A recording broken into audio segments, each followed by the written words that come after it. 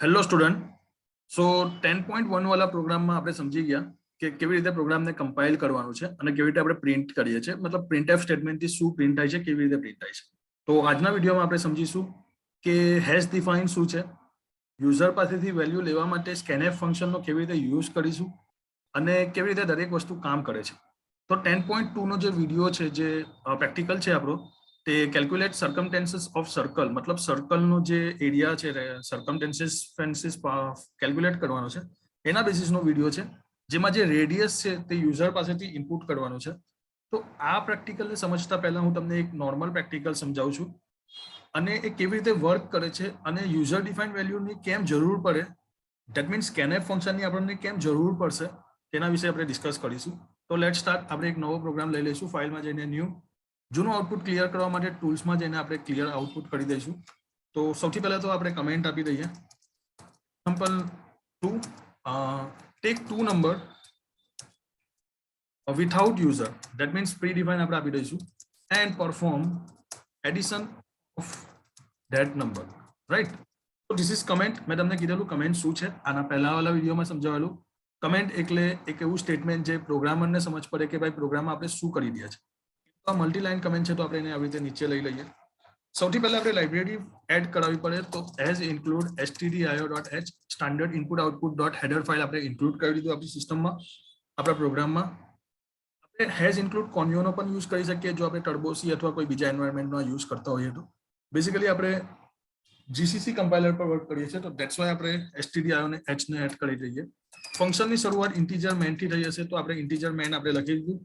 કોઈ પણ C program જ્યારે તમે રેડી કરો છો, કોઈ બનાવો છો, ત્યારે તમારે આટલી લાઈન તો તમારા પ્રોગ્રામમાં લખી જ લેવાની.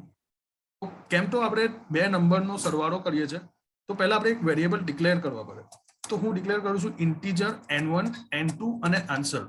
તો આ ત્રણ સ્ટેટમેન્ટને કહેવાય વેરિયેબલ, રાઈટ. નાઉ ઇન્ટીજર મતલબ એને ડેટા ટાઈપ જે છે તે ઇન્ટીજર ટાઈપની છે, પોઈન્ટ વગરની વેલ્યુને સપોર્ટ કરશે. જ્યારે તમે ચેપ્ટર નંબર 10માં થિયરી વાંચશો અથવા તમે ઇન્ટરનેટ પર જે એનું કમ્યુનિકેશન છે તે જોશો, તો તમને ખબર પડશે કે ડેટા ટાઈપ છે તેની સામે એનું ફોર્મેટ સ્પેસિફિકેશન છે. તો ફોર્મેટ સ્પેસિફિકેશન યાદ રાખજો. ઇન્ટીજર ટાઈપની ડેટા ટાઈપ છે તો તમે ફોર્મેટ સ્પેસિફિકેશન યુઝ કરી શકો %d. જો ફ્લોટ ટાઈપની ડેટા ટાઈપનો યુઝ કરો છો તો તમારે એને યુઝ કરવો પડે %f. જો કેરેક્ટર ટાઈપનો ફોર્મેટ સ્પેસિફિકેશન ડેટા ટાઈપનો યુઝ કરો છો તો એના માટે ફોર્મેટ સ્પેસિફિકેશન આવશે c. અને જો સ્ટ્રિંગ ટાઈપનો ડેટા ટાઈપનો યુઝ કરો છો તો તમે યુઝ કરી શકો છો %s. અને એવી રીતે જો ડબલ ટાઈપની ડેટા ટાઈપનો તમે યુઝ કરો છો તો LD. આવી રીતે તમે એને સ્પેસિફાઈ કરી શકો છો. આ ફોર્મેટ સ્પેસિફિકેશન તમને ઇન્ટરનેટ પર મળી જશે ઇઝીલી, તમે ત્યાંથી પણ જોઈ શકો છો અને તમારી બુકમાં પણ તમને અવેલેબલ છે. તો આ વાળા સ્ટેટમેન્ટમાં લાઈન નંબર 6માં આપણે ઇન્ટીજર ડેટા ટાઈપમાં n1, n2 અને આન્સર નામના 3 વેરિયેબલ ડિક્લેર કરેલા છે. હવે એ લોકોને વેલ્યુ અલોકેટ કરીએ તો n1 = 10, n2 = 20 એન્ડ આન્સરમાં થશે n1 + n2, રાઈટ. નાઉ આ તો જસ્ટ મારું કમ્યુનિકેશન લાઈક પ્રેક્ટિકલ સ્ટેટમેન્ટ મેં લખ્યા, પણ મેં કંઈક પ્રિન્ટ નથી કરાવતો. તો પ્રિન્ટ કરવા માટે ઓબ્વિયસલી આપણને પ્રિન્ટએફ સ્ટેટમેન્ટ અલોકેટ કરેલું છે.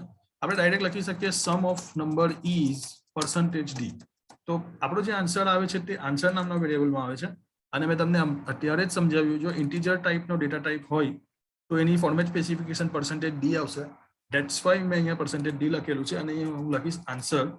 તો અમારો પ્રોગ્રામ કમ્પ્લીટ થઈ ગયો. હું એને પહેલા સેવ કરી દઉં છું. તો એને p2.c થી સેવ કરી દઉં છું. હું કમ્પાઇલ કરું છું એને, તો હું લખું છું gcc સ્પેસ p2.c.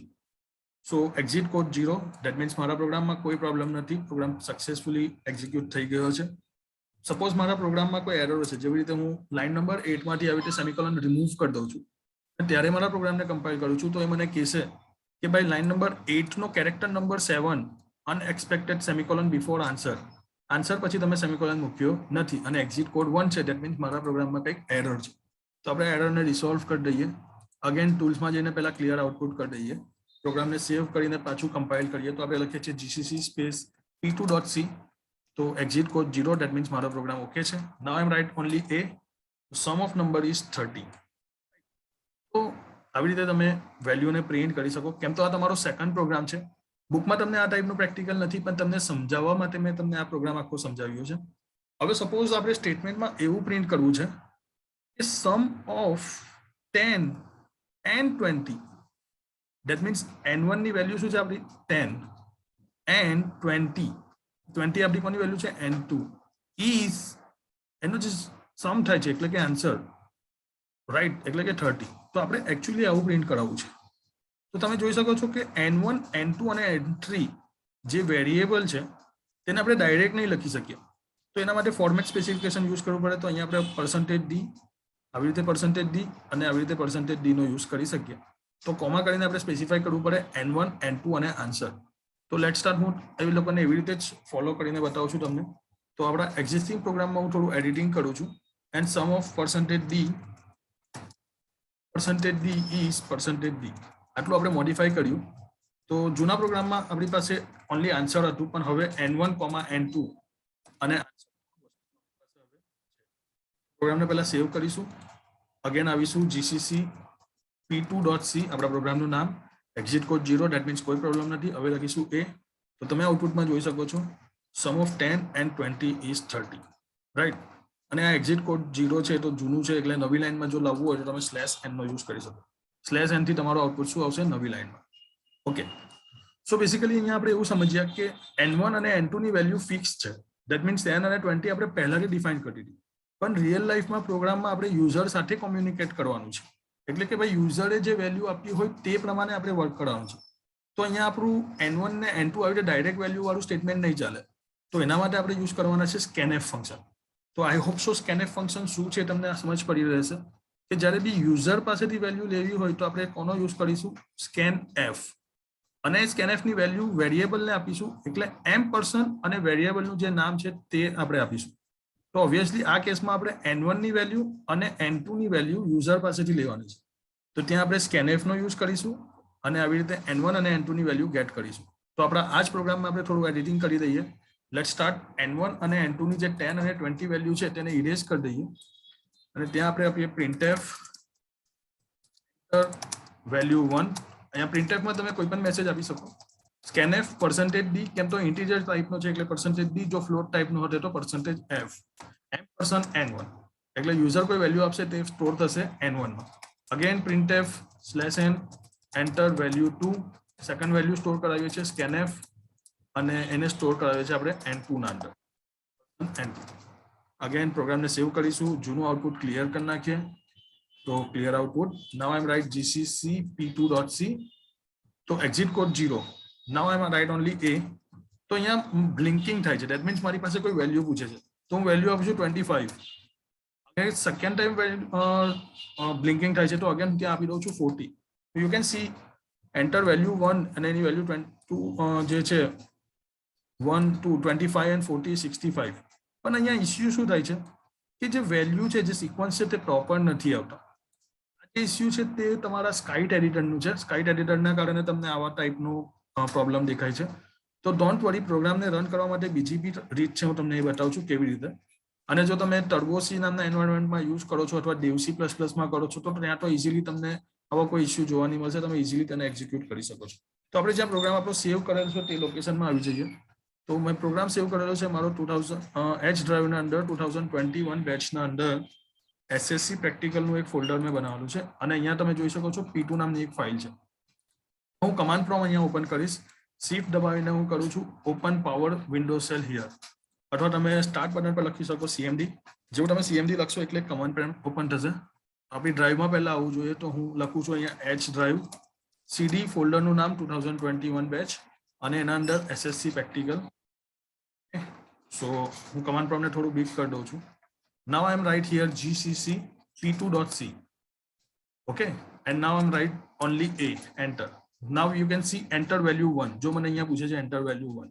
કેમ તો મારા પ્રોગ્રામ પ્રમાણે સિક્વન્સમાં તમે જોશો તો અહીંયા જો enter value 1 અને પછી સ્ટોપ થશે. યુઝર પાસેથી કોઈ વેલ્યુ પૂછે છે તો અહીંયા હું વેલ્યુ આપીશ enter value 1 ના અંદર સપોઝ હું આપી દઉં છું 25.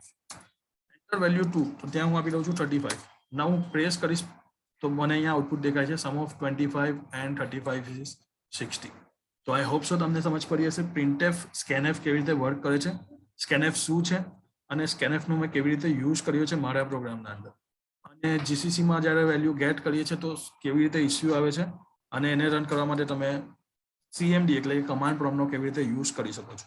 જો તમે વિન્ડોઝ ઓપરેટિંગ સિસ્ટમમાં છો તો તમારે CMD થી આને ઓપન કરી દેવું પડશે, અને જો તમે ઉબુન્ટુ લાઇક ઓપરેટિંગ સિસ્ટમમાં છો તો ડાયરેક્ટ ટર્મિનલમાં તમે આવી રીતે કમાન્ડ લખી શકો છો. અહીંયા મેં શોર્ટકટ રીતમાં લખ્યું છે GCC અને પ્રોગ્રામનું નામ.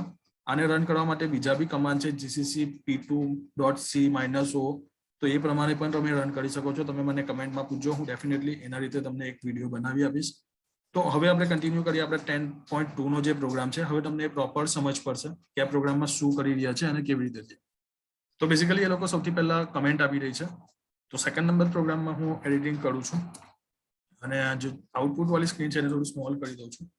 કમેન્ટમાં હું લખી દઉં છું એક્ઝામ્પલ નંબર 2. કમેન્ટમાં કંઈ પણ આપી શકો તમે. સૌથી પહેલા લાઇબ્રેરી એડ કરાવે છે હેઝ ઇન્ક્લુડ stdio.h, અને પછી છે હેઝ ડિફાઇન i.14. ઓકે, અહીંયા એક નવી વસ્તુ આવી સર, આ હેઝ ડિફાઇન શું છે? What is has define?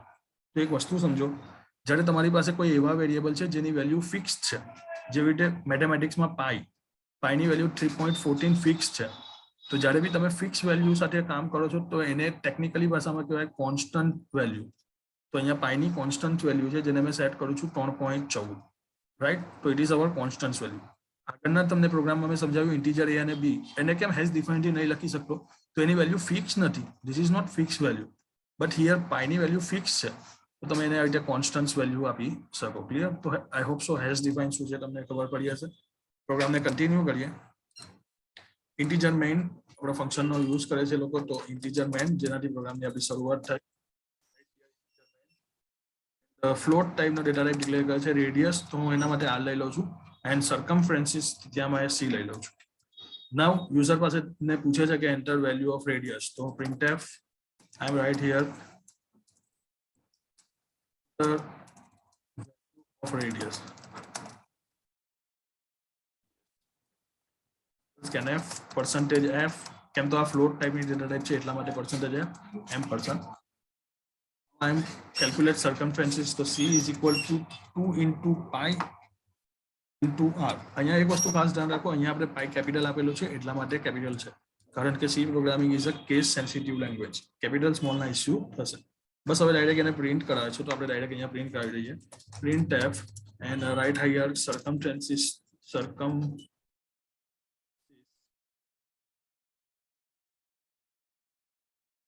of circle with radius %f is, એનો જે આન્સર આવે તે %. તો પહેલું રેડિયસ એટલે r અને બીજો એનો જે આન્સર આવ્યો તે c. That's it. રિટર્ન 0 નહીં લખશો તો ચાલશે, કોઈ એક હેબિટ રાખવાની કે રિટર્ન 0 લખી દેવાય. ફાઇલ કરીશું તો જૂનું આઉટપુટ પહેલા ક્લિયર કરી દઈએ. Clear output. મને તમને કીધું એન્ટર વેલ્યુ ઓફ રેડિયસ વાળું અહીંયા GCC માં પ્રોબ્લેમ થાય છે, તો આપણે કમાન્ડ પ્રોમ્પ્ટમાં આવી જઈએ. GCC p2.c એન્ડ અહીંયા લખીશ a, તો એનામાં અહીંયા પૂછે એન્ટર વેલ્યુ ઓફ રેડિયસ. તો તમે બુકમાં જોશો તો તમને નીચે આઉટપુટ પણ આપેલું છે. એ લોકો રેડિયસ આપે છે 2.5 ને એનું કેલ્ક્યુલેટ કરીને આવે છે 15.7 and write here 2.5 and enter. You can see here 2.5 આપણે ઇનપુટ કરેલું. કેમ તો આ ફ્લોટ ટાઈપની ડેટા ટાઈપ છે એટલે પોઈન્ટ પછી 6 વેલ્યુ હોવી જોઈએ, તો બાકીના 0 એ ઓટોમેટિક એડ કરી દેશે. તો અહીંયા એનું કેલ્ક્યુલેટ થાય છે એટલે 2 into 2.5 into પાઈની વેલ્યુ એટલે 3.14, એનું કેલ્ક્યુલેટ કરીને તમને 15.7 વાળો આન્સર અલોકેટ કરે છે. તો સેકન્ડ વિડીયોમાં આપણે આવી રીતે વર્ક કરેલું છે, જેમાં આપણે ખાસ ધ્યાન રાખવાનું છે સ્કેનએફ વાળી વેલ્યુ. જો તમને કોઈ પૂછે કે ભાઈ હેઝ ડિફાઇન શું છે, તો જ્યારે કોઈ કોન્સ્ટન્ટ વેલ્યુ હોય એટલે કે એવી વેલ્યુ હોય જેની વેલ્યુ ફિક્સ હોય ત્યારે તમે આવી રીતે હેઝ ડિફાઇન થી ડિફાઇન કરી શકો. બેઝિકલી આપણા પ્રોગ્રામમાં 3 વેરિયેબલ છે. r એટલે રેડિયસ, c સર્કમફરન્સીસ અને pi એની પાઈની વેલ્યુ આપણે 3 વેરિયેબલ ડિફાઇન કર્યું છે. printf scanf થી વેલ્યુ સ્કેન કરાવી, કેલ્ક્યુલેટ કરાવી અને ફાઇનલી અહીંયા પ્રોગ્રામને આપણે પ્રિન્ટ કરાવ્યું છે. આઈ હોપ સો તમને પ્રોગ્રામમાં સમજ પડી હશે અને વિડીયોમાં પણ સમજ પડી હશે. કંઈ નહીં સમજ પડી હોય તો કમેન્ટમાં પૂછજો, ડેફિનેટલી તમને એનું સોલ્વ કરી દઈશ. Most welcome. તમારી ક્વેરીઝ, તમારા સજેશન્સ તમે કમેન્ટમાં જણાવી શકો છો. મળીશું બીજા વિડીયોમાં આપણે નવા પ્રેક્ટિકલ સાથે આવીશું. Good bye, have a nice day.